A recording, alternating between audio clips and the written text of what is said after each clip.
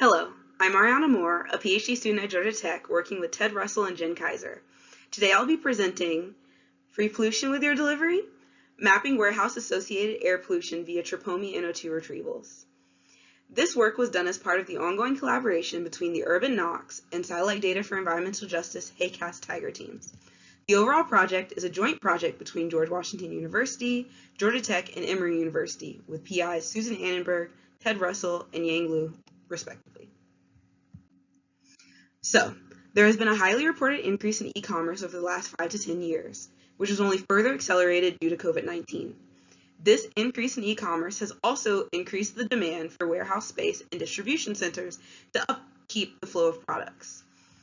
Especially considering the desire for short shipping times, warehouses and distribution centers are increasing in number, size, and closeness to urban areas.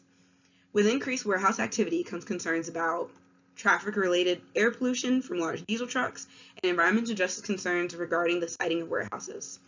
The goal of the research I'm presenting today is to pinpoint warehouse activity using TROPOMI NO2 retrievals.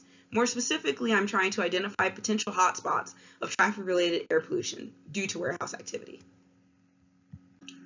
In this presentation, I'll be using 1 kilometer resolution TROPOMI NO2 maps of Fontana, California to determine warehouse hotspots. Fontana is around 50 miles east of Los Angeles and is part of San Bernardino County. Despite only being around 43 square miles, we've identified over 50 warehouse and distribution centers in this area.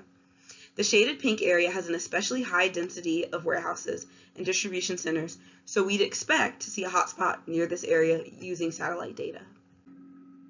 Summer TROPOMI NO2 maps are presented for 2018, 2019, and 2021. For your convenience, 35 warehouses are plotted as pink dots on each map. For each year, we've identified 3 hotspots. The first is a Los Angeles plume coming from the west of Fontana. The second hotspot appears to be near the warehouses over Fontana, and the third hotspot covers downtown San Bernardino. It is exciting that using satellite data, we can see the separation between the plume from Los Angeles and the other hotspots, especially considering how high we expect the Los Angeles plume to be for traffic-related air pollution. It's also exciting that we can see a hotspot associated near the high-density warehouse area, which is the purpose of this project. I also looked at TROPOMI NO2 during peak shopping season, which is October to January, and it represents enhanced warehouse activity due to the holiday season shopping. Because peak shopping season is during the winter, there is less sunlight, which decreases chemistry and leads to longer travel of NOx. This means higher NO2 concentrations and less sharply distinct spatial patterns, which we see in our mapping. The Los Angeles hotspot persists in all years and is still visually separable from the other hotspots using TROPOMI. However, the other 2 hotspots do change.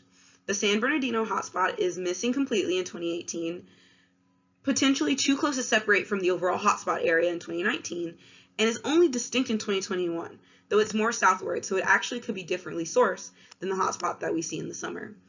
In all of the years, there's a potentially new hotspot. It's considered potentially new because it's east of the near warehouse hotspot that we see during the summer. However, it is possible that this hotspot is still associated with warehouses. But the hotspot is so widespread that TROPOMI alone may not be able to separate the sources of the hotspot. In the future, I and the investigators at Georgia Tech plan to use CMAQ modeling to further isolate hotspots in Fontana, determine their sources, and to quantify PM2.5 and ozone associated with warehouse activity in Fontana. We also plan to do this in other cities. Thank you for your time, and if you have any questions or would like to discuss my research further, please reach out to me.